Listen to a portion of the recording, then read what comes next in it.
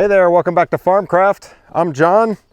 This is a mid-90s New Holland LX565 skid steer that I got for a great price. I actually bought this from Bennett Equipment. I've talked about them in previous videos. They took this thing on trade. It needs some work, and they thought it might be something I'd be interested in, and sure enough, they were right. So I went down there and picked it up. Let's go back in time, and I'll show you where we are to this point.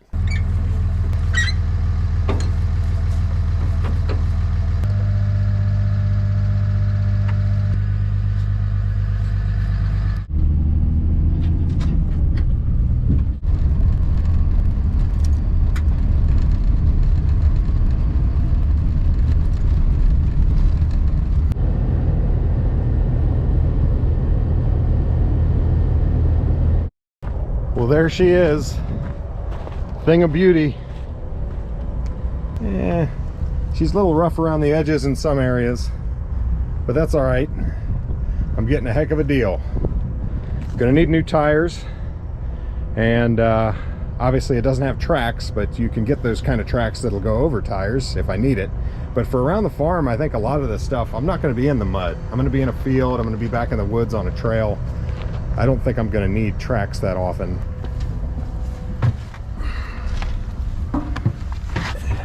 She runs good.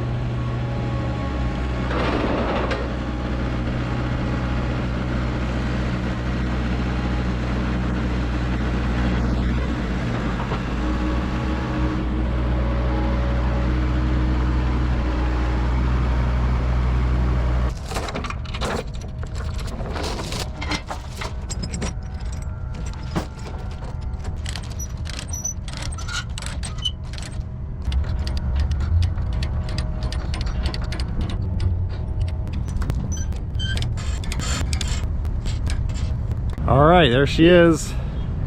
Long drive back to Virginia with no overdrive, but skid steer.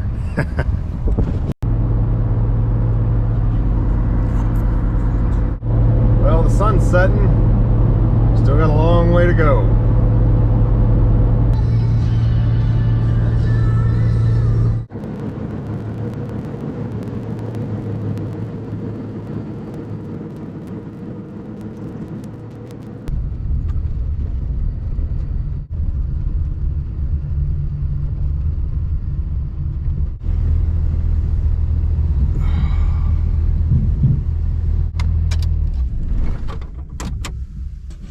Well, that was a long day, really long day, but skid steer.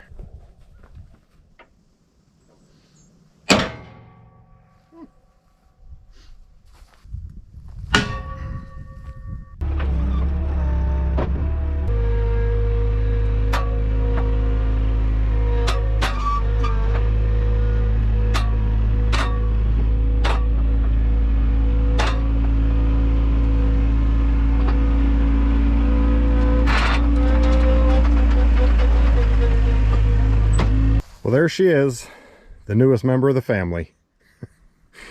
So let's do a walk around. The tires are glaringly obvious that they need to be replaced. The story is this was used by a government agency of some sort down in South Carolina. I don't know what they were doing. They were not spreading salt. The thing's not all rusted up. and they don't use salt down there. And they were using it on pavement, so the tires have been worn down to slicks basically. So those all need to be replaced. The bucket is a total wreck. You know, some of the teeth actually look okay, but then you've got this, and then this is all bent up. Now the thing is I don't really want a toothed bucket. I would like a smooth bucket so I can use it for finish grading.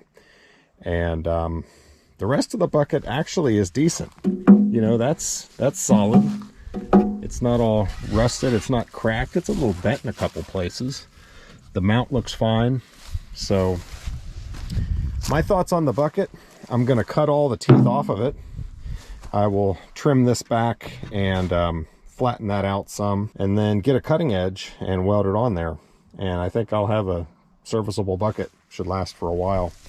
I may put a little side cutter on it too. I don't plan on using it in a lot of mud, so I'm fine with the tire machine, and of course that saves you a lot of money. People don't want the tire machines, they want tracks, so these don't sell for as much. If I really want to use it in the mud, they have those track systems that work with the tires. You can take them on and off, and I would definitely consider getting a set of tracks like that, but I'm just not sure I'm going to need it. I'm going to own this thing for a while and use it and see if I'm having issues and want those at times. Now this is the older style machine. It doesn't have pilot controls. It's got the foot pedals, and the way this works, your left foot is the raise and lower, and your right foot is the dump and curl. These are just controlling the wheels, just like a Z-turn mower. And then this function here is for your aux hydraulics. That's powering those. Ultimately, I plan to put a hydraulic powered bush hog on the front of this. Otherwise, they told me that this they thought was wiring in a fan or something that they had in here. I'll have to trace that. That looks that looks awesome. And then there's another thing hanging here. No idea what that is. Well, no, that's a DC fan controller. So maybe that's for the fan. Yeah, that's the other quirky thing here, is that the lights are on if you're sitting in the seat. Just sitting in the seat is going to make those come on. So I wonder if I can see anything here. Battery 5.2. I find that hard to believe. It's a new battery, and it starts just fine. Does that say 2000.1? Is that actually the hour meter? They told me it had 2000 hours on it.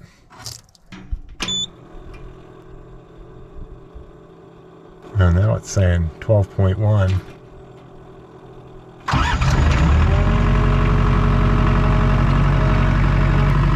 It's charging.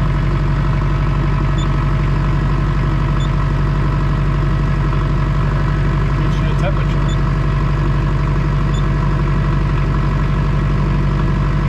So if you don't do anything, it wants to creep forward.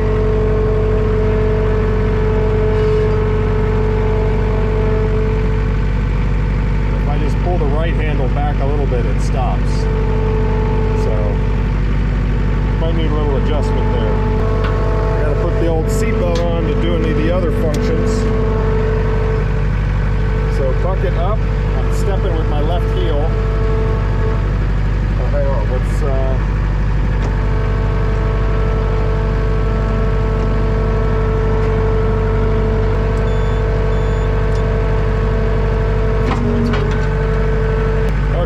so stepping on my left heel, bucket up, left toe, bucket down, and then right toe is dump and curl. Dump, curl. It's pretty simple, really. Forward, backward, I need two hands to do it. Parking brake. This doesn't seem to do a whole lot. Yeah, see, you get out of the seat and it starts beeping at you because I constantly put the key in the wrong position. There we go. New tires, fixing up the bucket, give it a good service, and do some cosmetic stuff to it, a little adjusting of the controls, and that's a functional skid steer.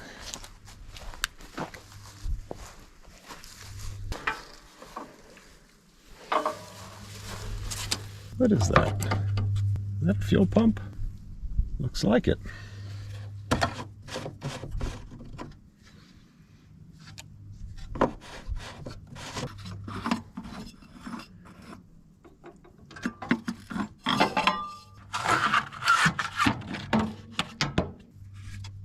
Ugh. Is that as dirty as it looks?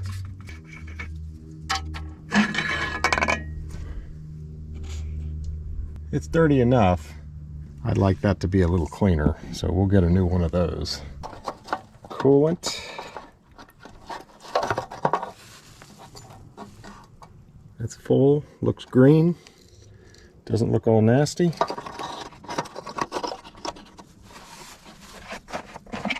Yeah, that's looking good. Looks a lot better than my excavator did.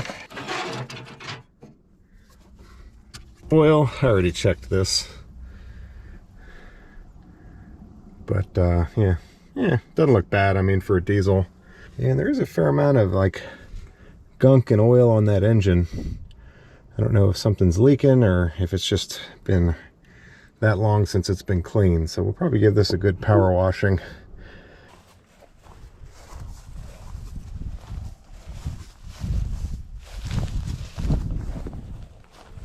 Hey, this video is sponsored by Vevor. Vevor makes some nice tools. I find myself reaching for this endoscope constantly, and I'll leave a link to this. But today I want to talk about ultrasonic cleaners. If you don't have an ultrasonic cleaner and you're in the market, this is definitely the one I would get. They work great, they're built well, and you just can't beat their prices.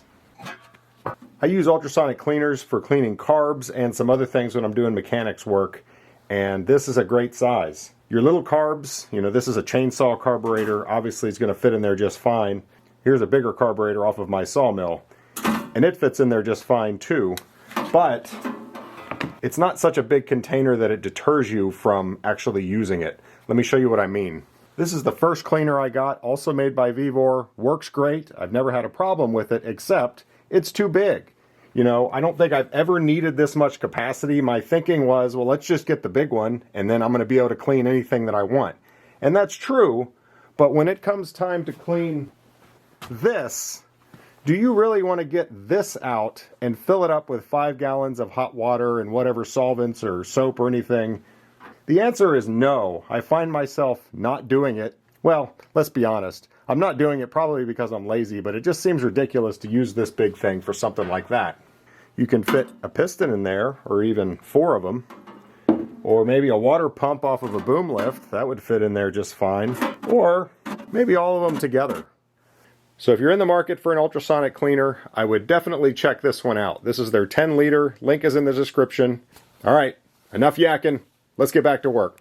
Now, one of the biggest problems with this machine thus far is actually not a huge problem, I hope, is that occasionally it won't start. And I'm pretty sure it's the safety interlocks on the seat belt or the seat or both that are just not making connection at some points and preventing you from starting it.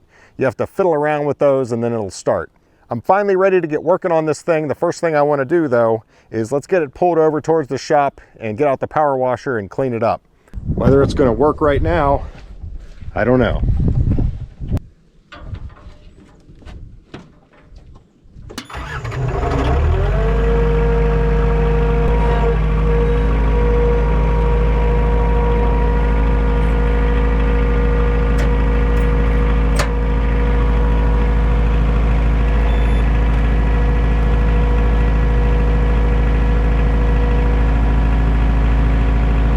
Not letting me put the bucket up, and the seatbelt light is flashing, so it let me start it, but you have to fiddle with this thing.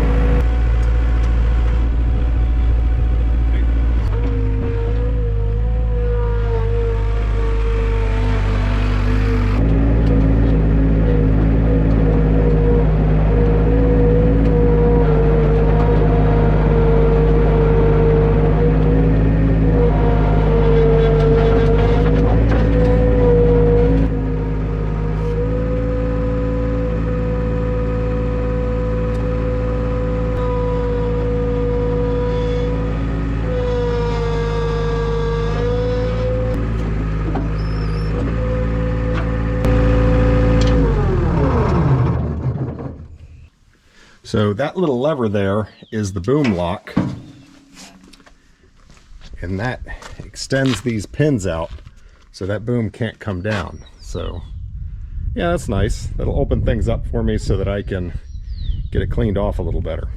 All right, now before I start, I want to give this water somewhere to go.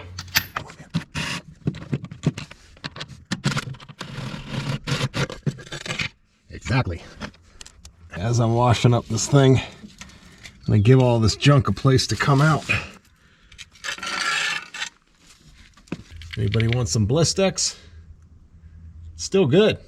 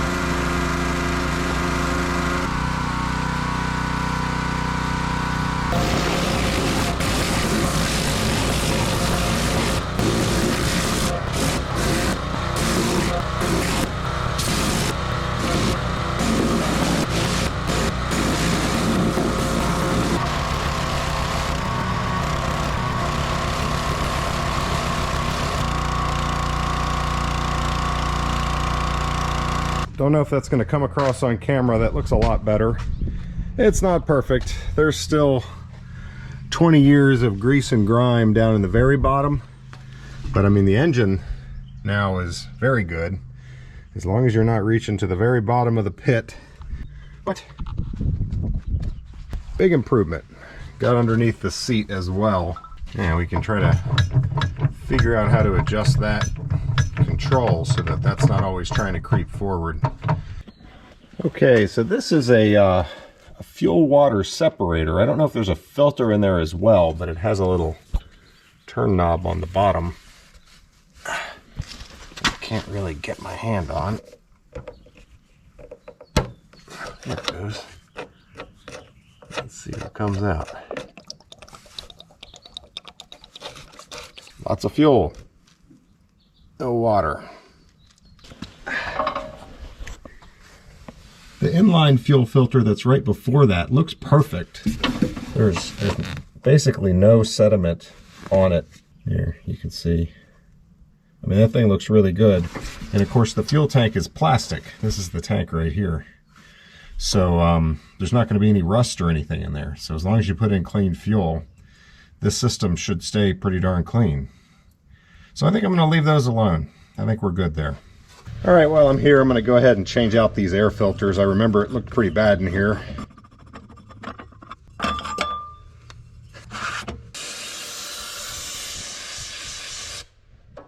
Where the outside air filter seals, you can see that sealing ring there. It's relatively clean inside of that. So it's not so bad.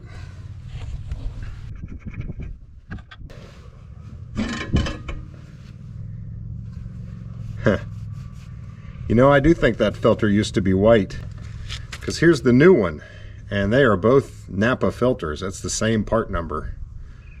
Yikes.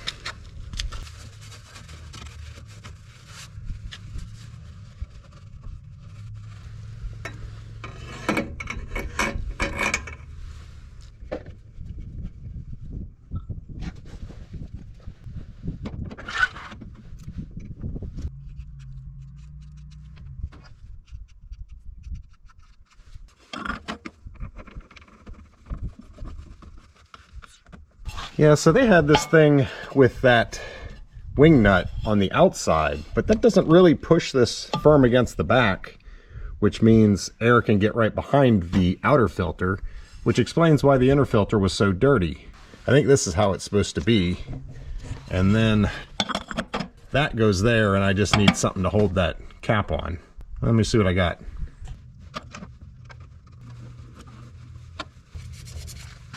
Much better.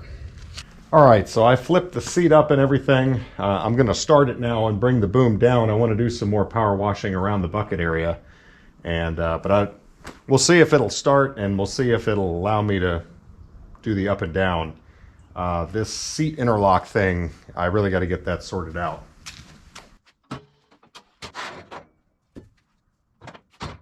Yeah, it won't start.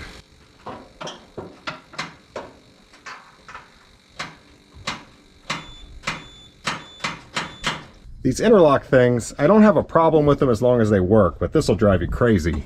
So I have to buckle the seat belt, but the seat belt won't come out.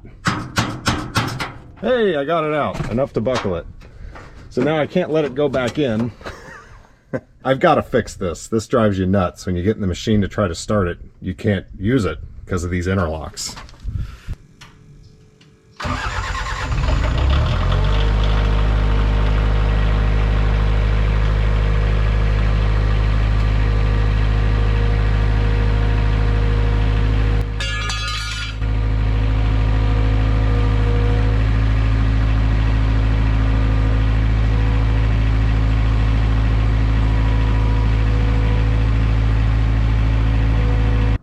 I might be fixing these interlocks right here. I was hoping to pull it under my undercover, but I can't get it to let me control the boom right now.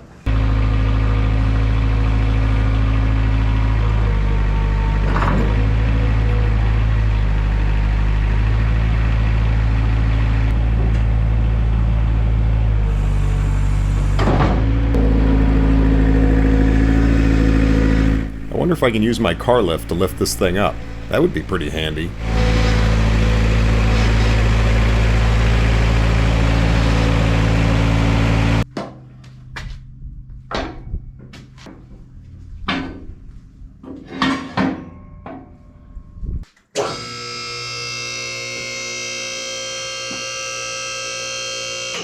How sketchy is that?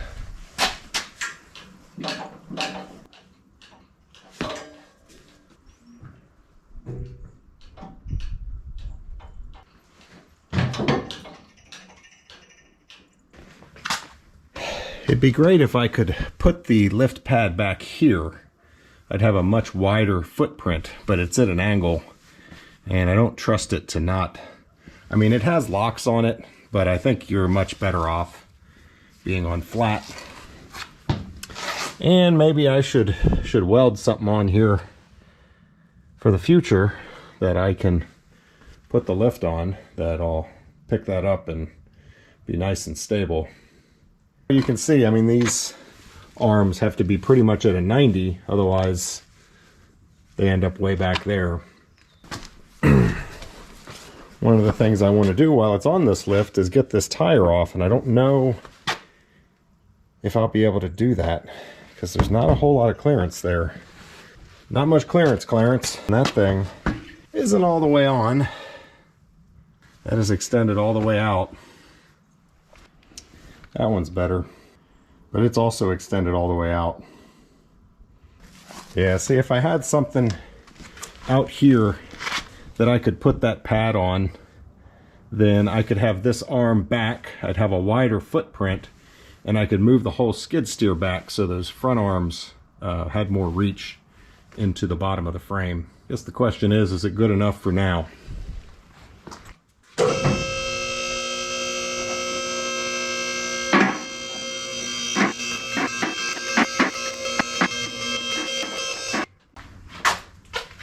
Yeah, I don't much like that one.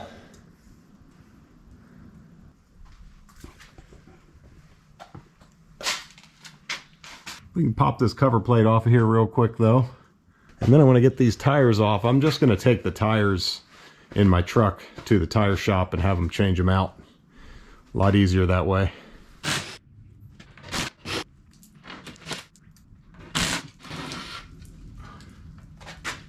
Yeah, I'd say I'm probably going to be wanting to be picking this thing up. Plenty of times in the future I need to make this easier and safer, so I will do some welding to make this thing safe to lift.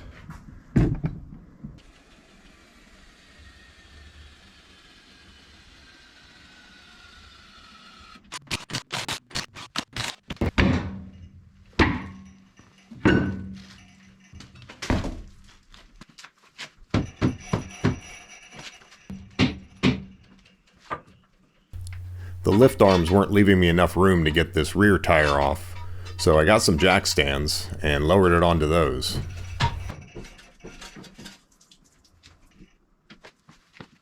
That allowed me to pivot the arm out of the way enough to get the tire off, but I did leave the arms in place just in case. This wheel was really stuck on there. I had to use a digging bar as a big pry bar and work it back and forth to get it off. Now both rear tires on the machine are foam filled, so they're much heavier.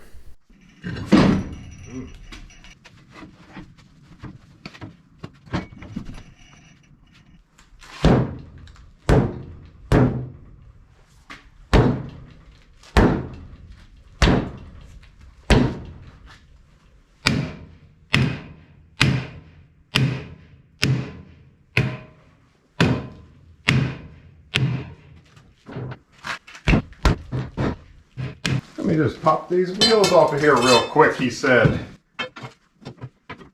This'll just take a minute, he said.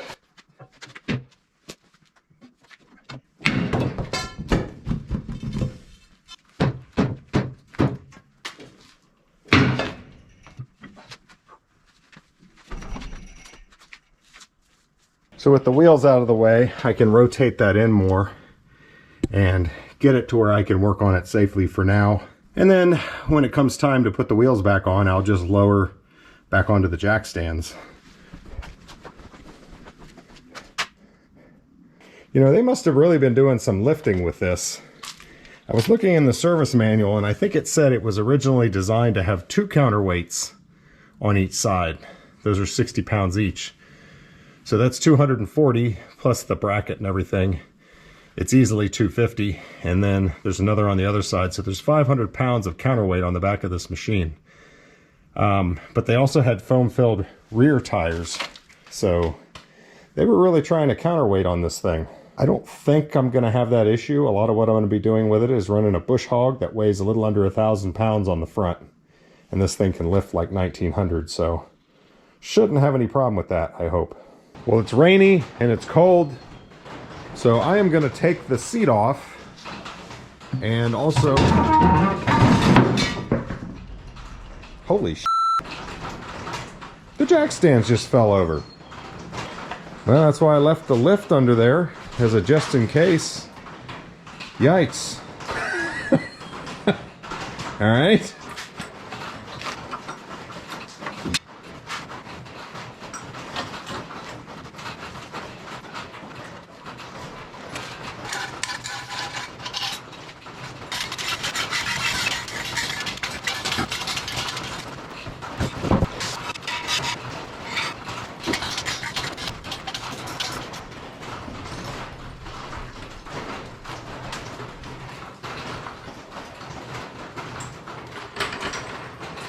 So for the record, I knew that was a little dicey on those jack stands, but I didn't realize it was that dicey.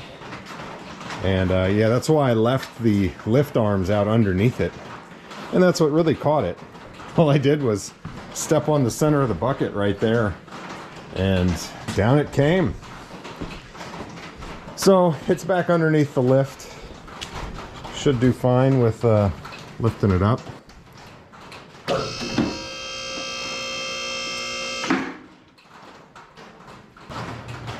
This might be a good time for me to make a safer way to jack this thing up, rather than working on the seatbelt right now. Hey, Dozer.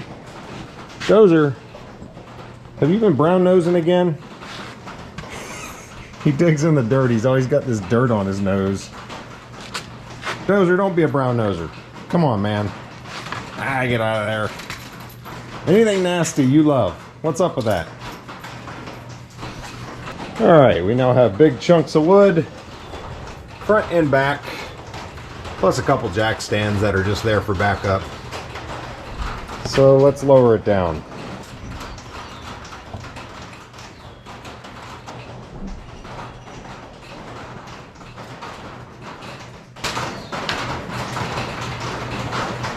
Alright, I think we got it that time. Yeesh. Don't drop the skid steer.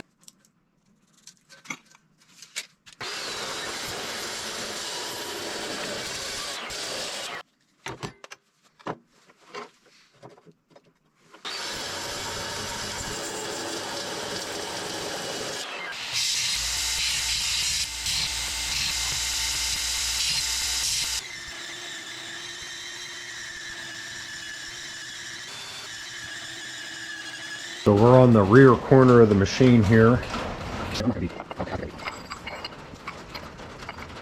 Basically, that's what I'm building. And then the pad can come right up underneath that. Be nice and flat and perfectly stable.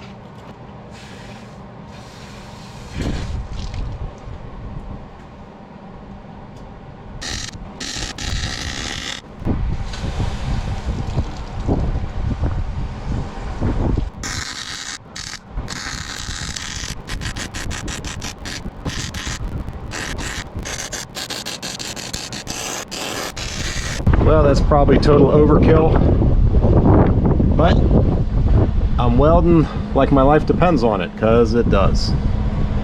So it's really windy out here, and I think I'm just going to tack the other side on and do it later, but it's going to be the same thing. You guys don't need to see that. So this side wasn't too bad, because even though it's tough, I did have access to where behind where I'm welding. This side, everything is closed up. You cannot get to that space back there. So I drilled a hole in there so that I can spray water behind it, and just wanted to make sure it wasn't full of grease or something that was going to catch fire in a place where I wouldn't be able to put it out, because I seem to recall doing that before. Huh. All right, well, I got it on there. This side ended up being a lot more work and a little more nerve-wracking than I had anticipated. Doing some checking, the fuel tank is right here, and I thought this was just going to be like a box beam, but it's not. The tank actually comes in underneath this and is pretty much right there. So here I just did really quick tacks, and I was spraying it down with water kind of behind here to keep the fuel tank from melting. We don't want that. And then this side, I did a good old Gorilla weld on, and got a decent weld on the bottom too. Go ahead and hit this with some paint just for rust protection. I don't care what it looks like.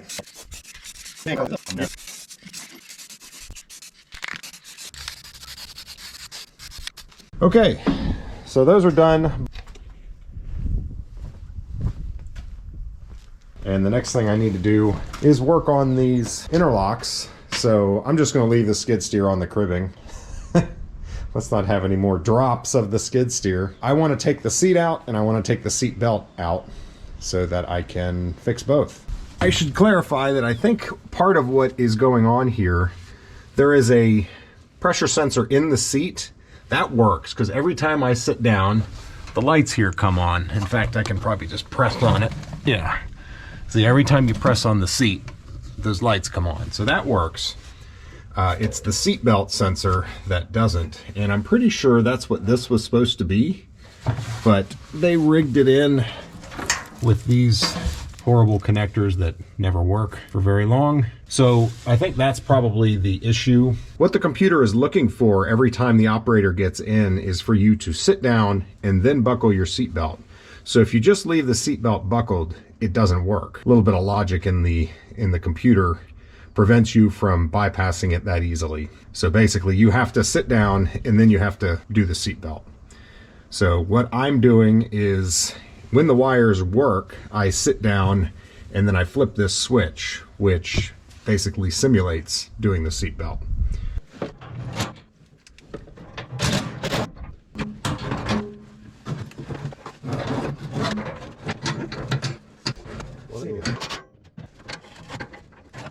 All right, so the main problem I was having with this is that it wouldn't pull itself back in. This plate here is what's responsible for locking it. Now, when there's that much belt in it, this plate is pushed out of the way. And when you first start pulling it out, there's a little piece that blocks the ratchet mechanism. Once it starts going back in though, watch it, every time that tooth goes by, it's going to ratchet.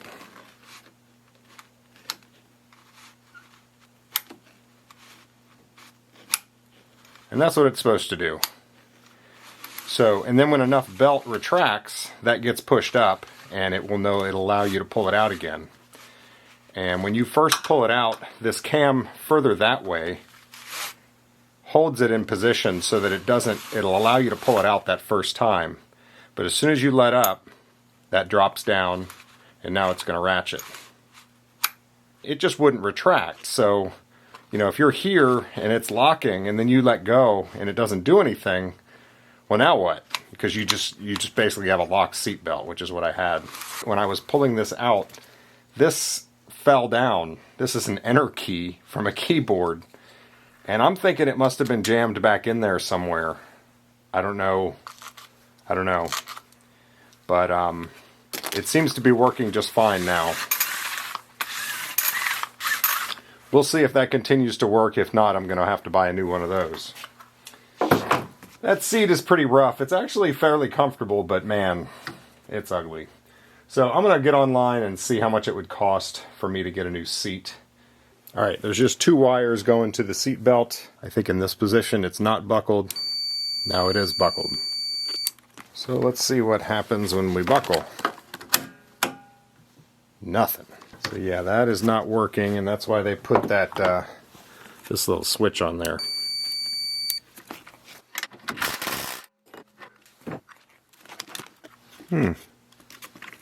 Bore right through it.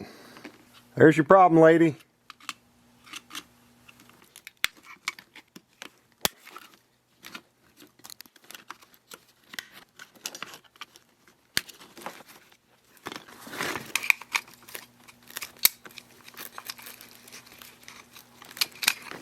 There's nothing holding the switch in place anymore. It's totally worn through. I don't think that is reasonably fixable. So we're going to get online and see about ordering some new stuff here. So while I have these tires off, this would be a good time to check my oil level here. Now behind here there's a hydraulic motor that drives this shaft, but on that shaft there is a sprocket and a chain, you know, just like a bicycle chain, that then comes forward and transmits to another sprocket and drives this wheel as well. So obviously the 2 wheels do the same thing. They're just connected by a chain. There is an oil reservoir in the bottom that is for oiling that chain and the gears and everything.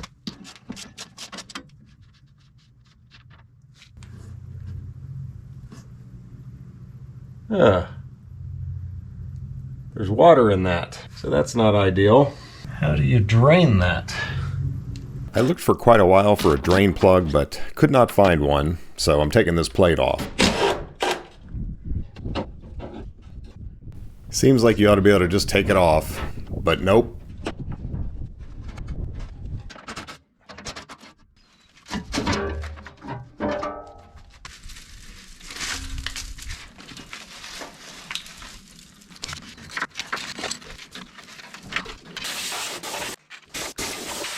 There's a bolt right there. Isn't that something?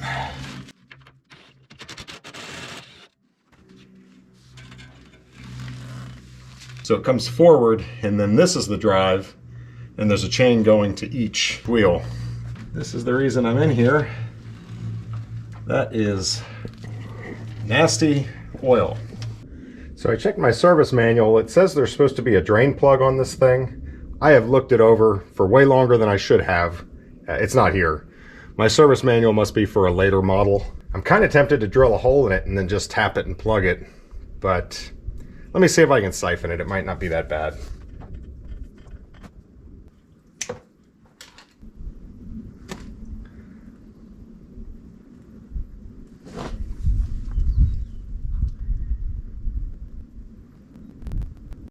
That might take a while.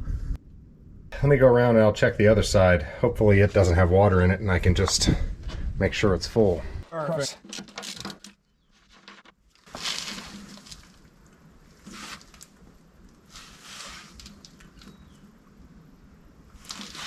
Can't reach it there. Okay, oil looks good. Now I just need to figure out the level.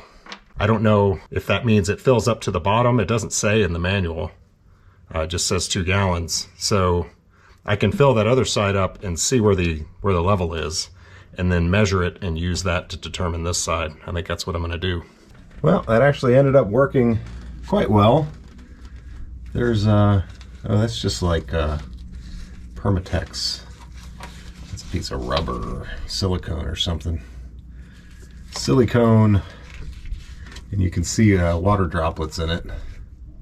Some sludge on the bottom, but you know, this isn't a hydraulic system. This is chains and, you know, some wet brakes. So I'll get it as clean as I can. I'm not going to get too crazy on it.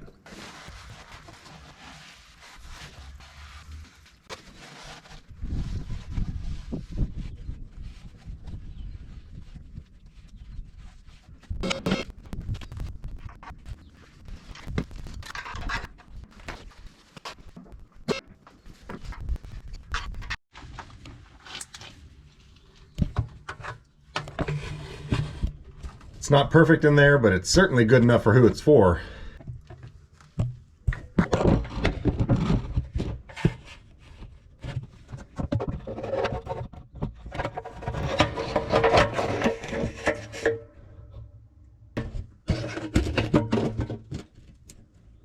All right, now the manual just says 10W30 oil. All you're doing is lubricating chains, so most any oil is going to do. And it wants 2 gallons. So we're going to see where 2 gallons ends up, so I know how full to do the other side.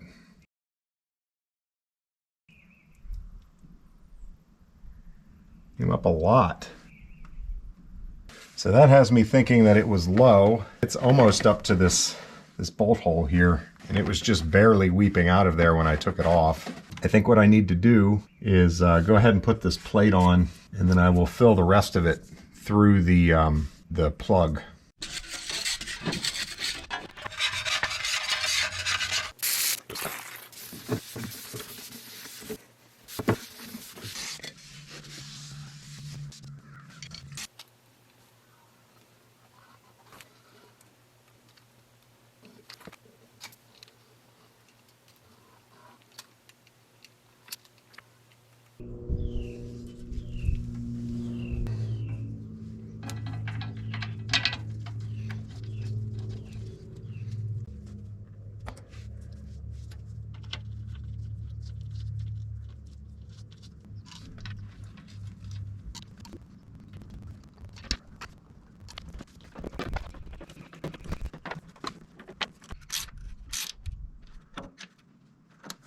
So I'm going to let it sit like that for an hour, and then we will crank those down.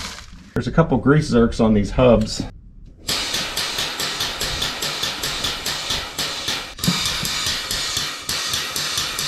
All right, we're on the other side, and I can tell that that thing is going to fill right to the top of this. And also, if you were to overfill this a little bit, it just wouldn't matter.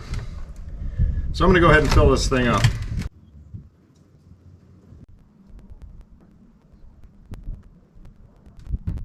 Well, that's a gallon. That's far from ideal. Wonder how long that was running that low. And where did the oil go?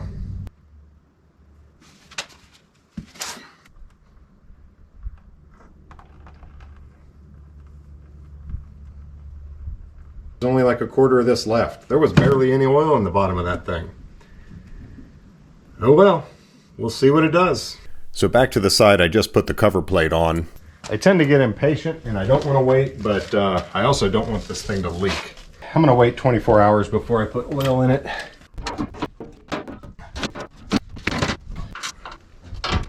It has been a little over 24 hours actually, and this stuff is definitely cured. I should be able to put this entire gallon in.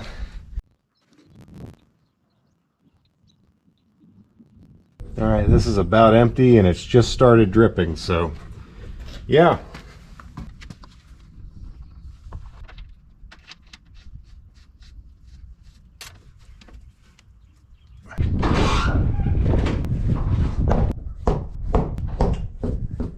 Many tires have an intended direction of rotation, and usually it's labeled on the sidewall, so I'm checking these out really closely. Yeah, they're not directional, but there's nothing on them that indicates a direction.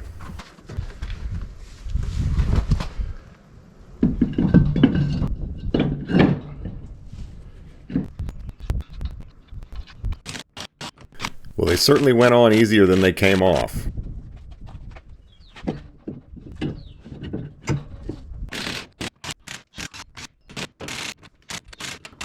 It's better with those nice new tires on it, doesn't it?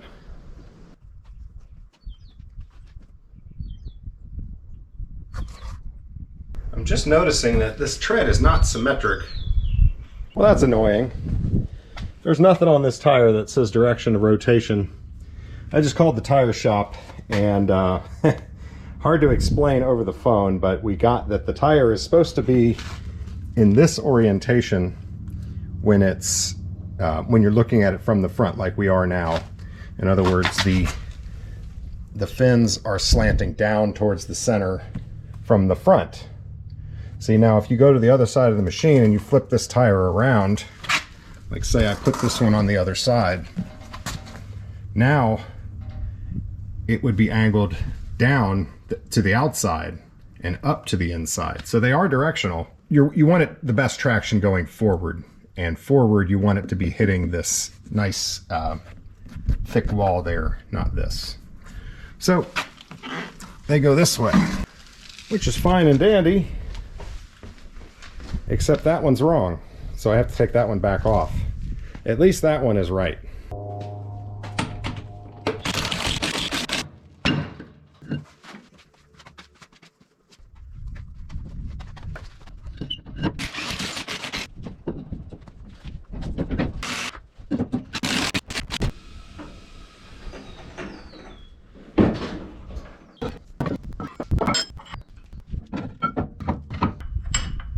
All right, next job. We are inside the machine and I'm going to lubricate the gearboxes that are between the hydrostatic motors and the chains. They're pretty hard to access, and I found that taking this plate loose really didn't help me. All right, the manual is really lacking on this gearbox, but I'm pretty sure it's that.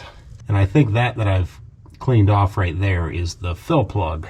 They're talking about a breather, and I'm gonna have to flip you to show you the breather. That is the breather, I'm pretty sure. So I guess I'm gonna pop that off of there and see what we see.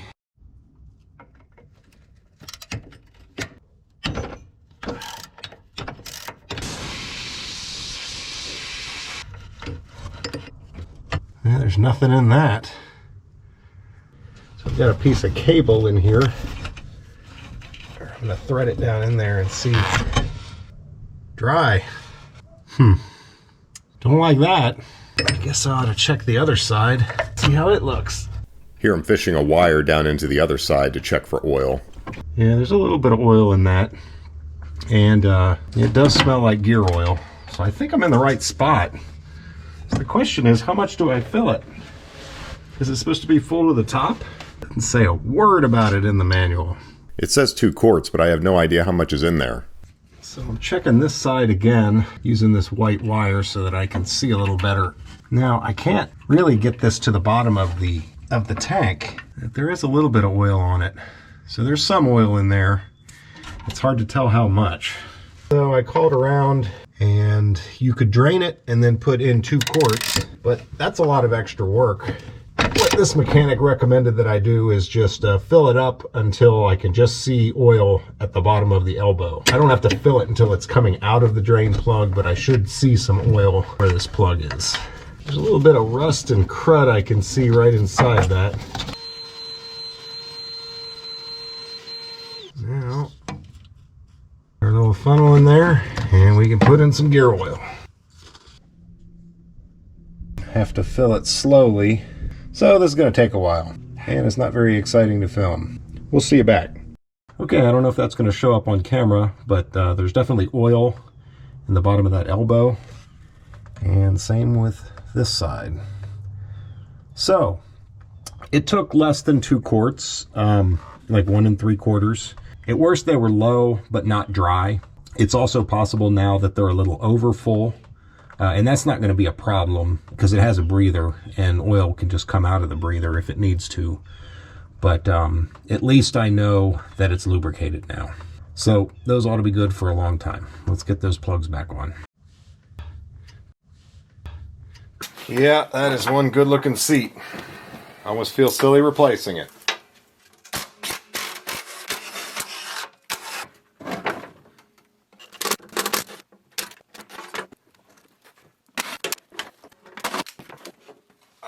Yeah. So those are just simple, you know, sits down, it makes or breaks a connection.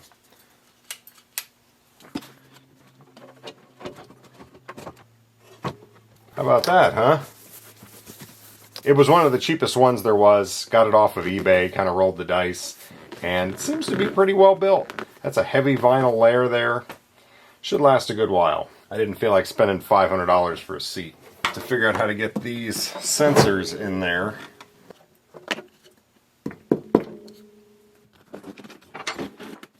So I'm not sure the best way. I don't think that's just a knockout, but maybe, oh look at that. X-Acto knife. Cuts it very easily.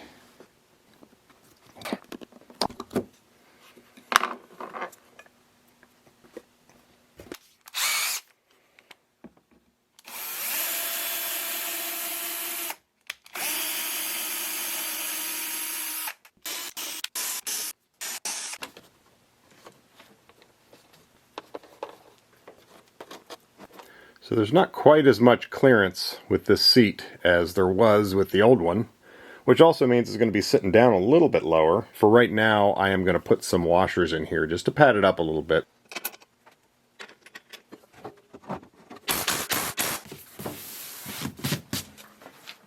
Now, I ordered a new seat belt, so I got the new retractor too. It only locks if you pull fast. I mean, it doesn't take much to lock it. I think that's fine. I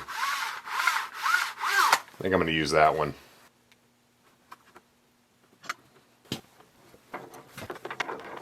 It's some red Loctite.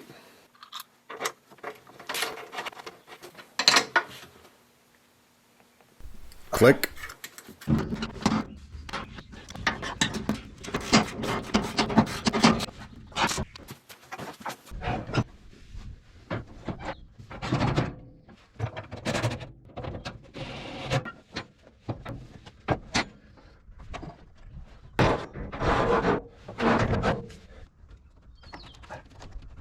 Now in theory I should be able to start this thing up and drive it around and the interlock should all work. So I'm looking at the control panel. The lights come on when I sit down, so the seat's working. And when I buckle my seat belt, the seat belt light should go out. And it does. I tinkered with the controls a little bit and now it creeps backward. I need to adjust that properly and we will get to that later. Right now I'm moving it back so that I can use the new lifting mounts that I welded on. Interlocks work. That's nice.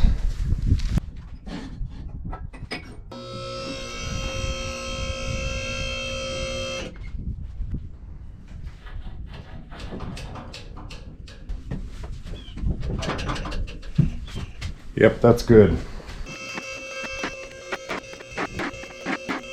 You can see I'm much further forward and much further back. So I have a nice wide platform, a good hold on that thing. And if you didn't see the video where I put this lift in, I guess I'll leave a link, but it's a 10,000 pound lift.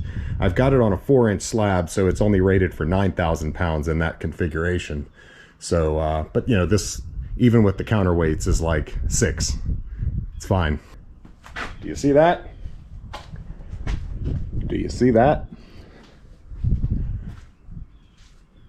We have a leak in our chain case somewhere, and I don't know where. This is right where they pictured the drain plugs for this thing, of which there are none. Oh shoot, is it leaking out of that? That stinks. I'm gonna have to take that off.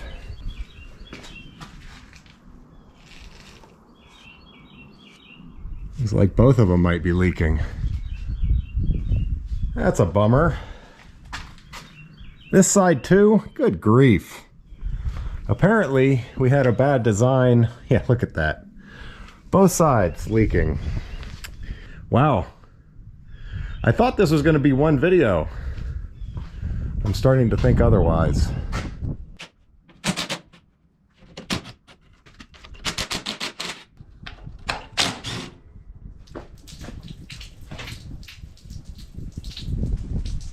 Water. That's a lot of water. How is that in there?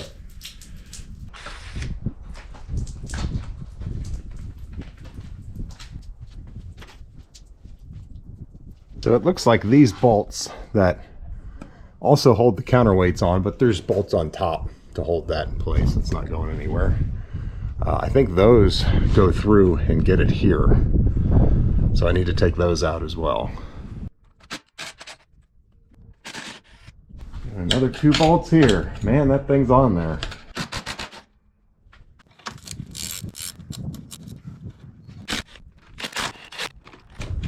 It's pretty heavy.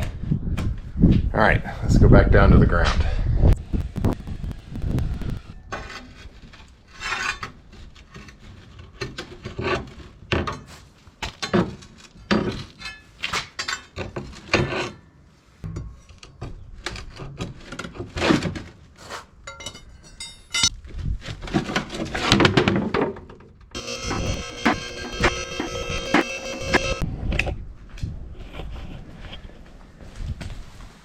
Have a look at that.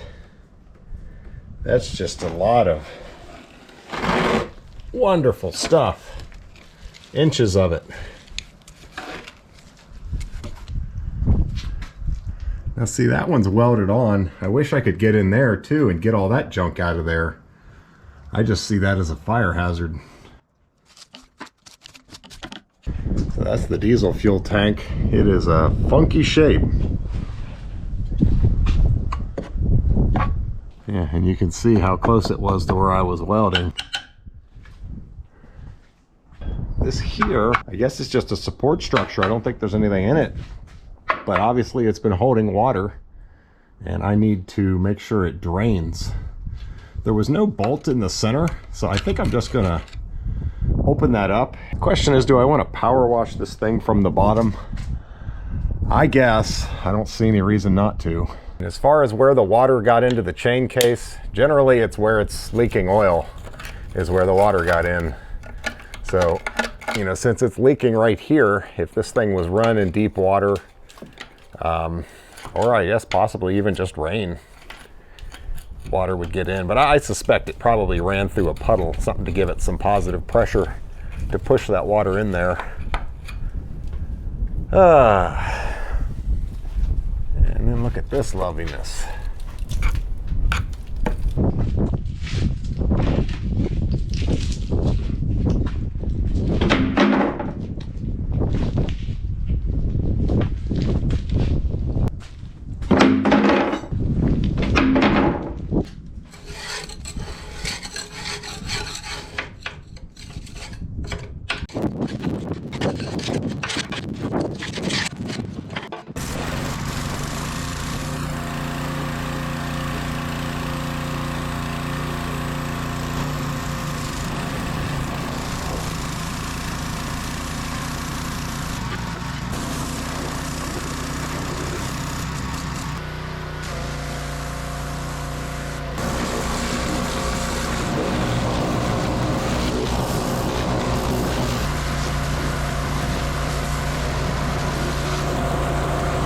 All right, last but not least, let's get this engine oil changed.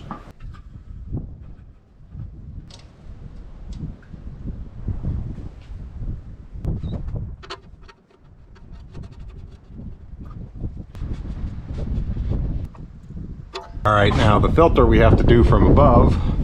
So back down we go.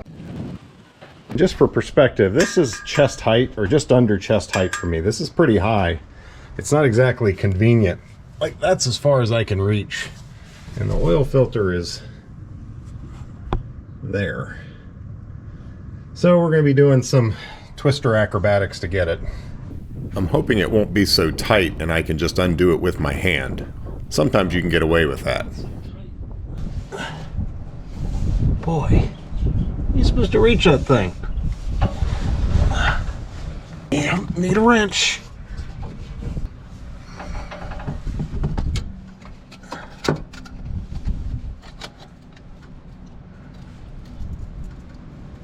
God.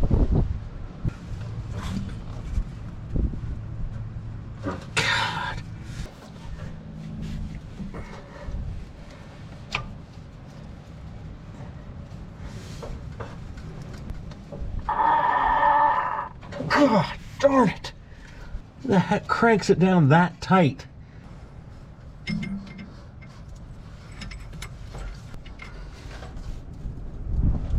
Come on. Unreal.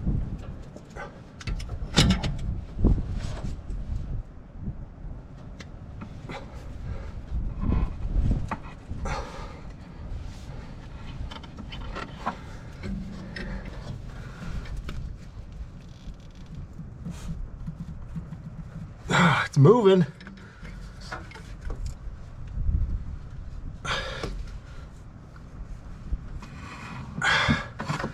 That is ridiculous.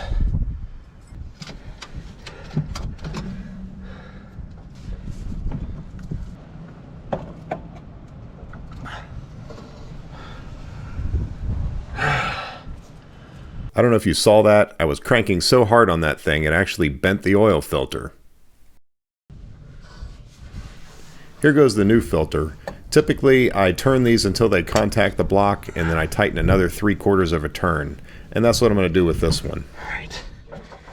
Now I have to use a wrench to tighten it because it's in such a difficult position just to reach. I can't even get it to turn 3/4 of a turn barehanded.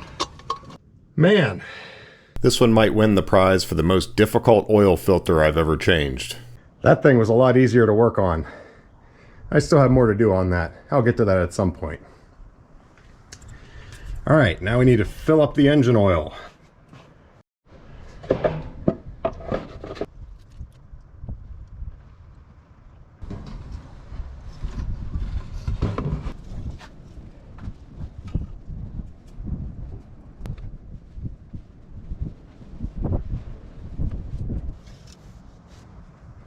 Just a touch high, but the oil filter's empty. That'll be good. Next thing I want to do is the hydraulic oil. Now the hydraulic oil is low as well. The level is way down in there. It's supposed to be somewhere in here, depending on the position of the boom. That is the hydraulic oil filter, so let's get that first. Yeah, it looks right. Now the funny thing about this machine is the hydraulic oil is just 10W30 oil. It actually specs engine oil for it.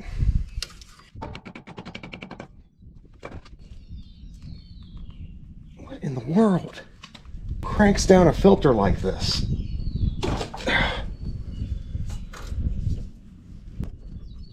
And it just dumps right into the bottom. No way around it.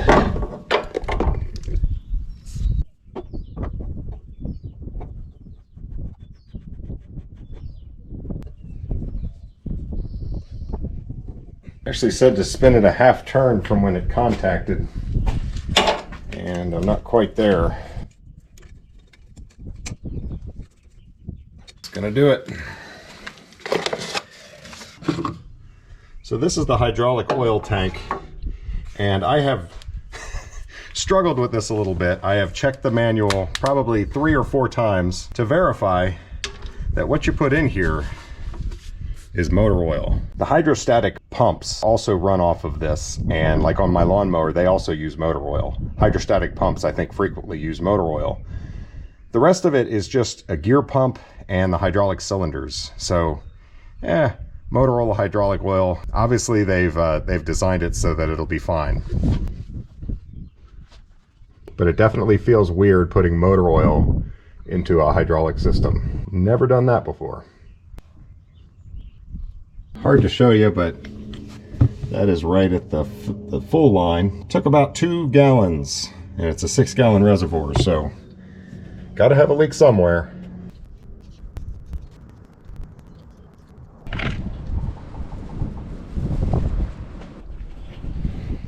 Yeah, that's the oil from unscrewing the oil filter, which is right there. Yeah, I mean, you can see why this thing just ends up completely full of sludge and junk, because there's no change in that filter without making a mess. Oh, look at this. Oh, nice.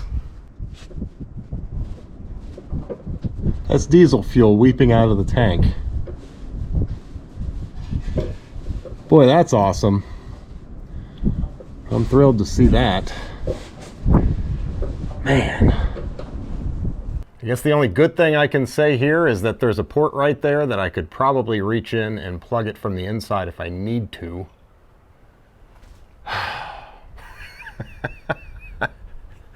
I was thinking I'd be able to get most everything done in this video and then work on the bucket and maybe a couple other things next video, but yeah, there's still a lot to do here. I need to fix the fuel tank. That's oil coming out of the chain case. And oh, there's a lot of oil. I guess I'll do that one first. All 4 of them are leaking.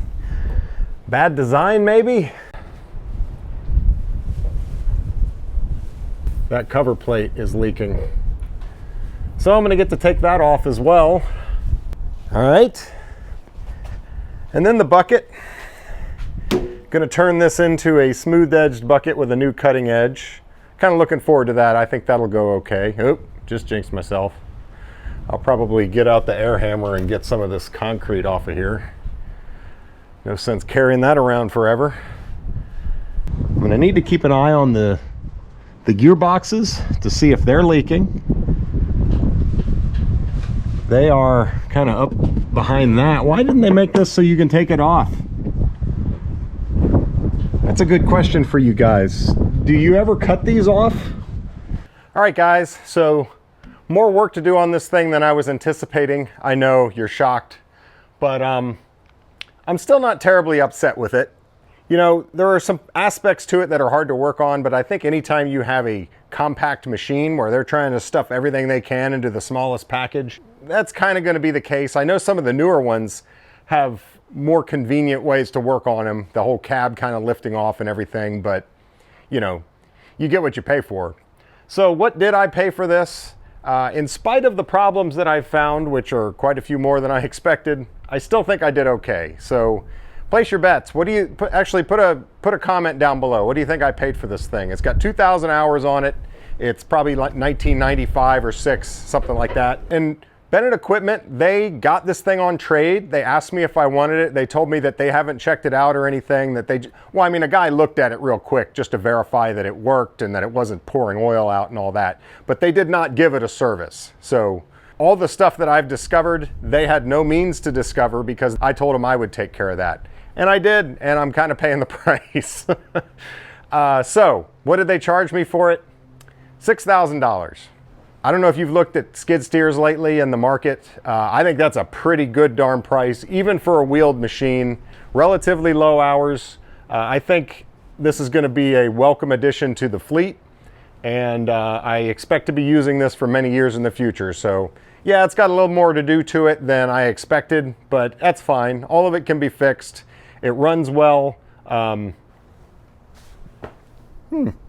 That hydraulic cylinder is leaking. I'm actually glad to see that because I was wondering where that hydraulic oil went. Yeah, I'm okay with that. It's not leaking very fast, but I can fix that at some point. I just want to know where the leaks are because all the oil was low. What I hope I'm not going to find is that there's leaks in the gearboxes that were so hard just to fill. To remove those and reseal those would be a bear. The axles and the chain case, no big deal. We'll knock that out. We'll get this bucket fixed up, and we're gonna put this thing back into service. This is something I think I'm gonna be using a lot around here on the farm. So thanks for watching. I hope you guys enjoyed. Hope you learned something. We'll see you on the next one. Obviously got more videos coming on this machine. Don't forget to hit that like button, share, subscribe. I'm really trying to build the channel and it's really going slow. So if you're a big fan of the channel and you really like the content that I'm putting out, do me a favor and grab a couple of your friends and try to really push them into watching. The more I can grow this, the more it's going to free me up to keep putting out content for you guys. So that's all for now, but of course I'm going to get back to work.